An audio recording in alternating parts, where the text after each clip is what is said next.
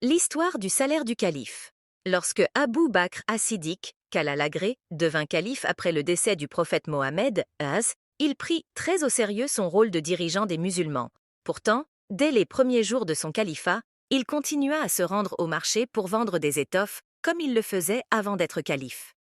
Un jour, alors qu'il portait un ballot de tissu sur son épaule pour aller vendre, il croisa Omar ibn al-Khattab et Abu Ubaïda ibn al-Jarrah. Étonnés, ils lui demandèrent « Ô calife du messager d'Allah, où vas-tu » ?»« Au marché, pour gagner de quoi nourrir ma famille. » Omar et Abu Ubaïda réalisèrent que si le calife passait son temps à commercer, il ne pourrait pas pleinement assumer ses responsabilités envers la communauté musulmane. Ils décidèrent donc de réunir les compagnons pour discuter de la situation.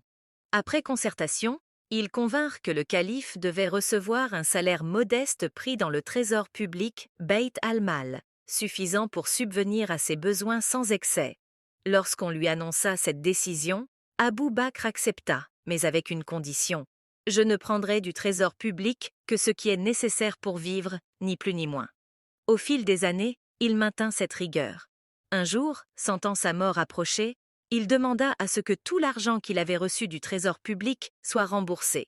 Il ordonna même que sa terre soit vendue pour compenser ce qu'il avait pris en salaire.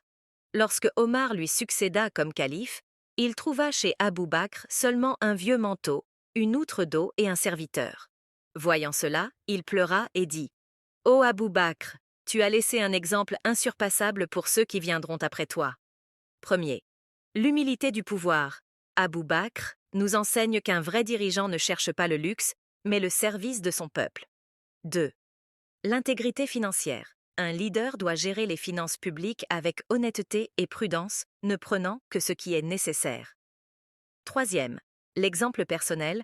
Un dirigeant juste inspire son peuple non pas par ses paroles, mais par ses actions.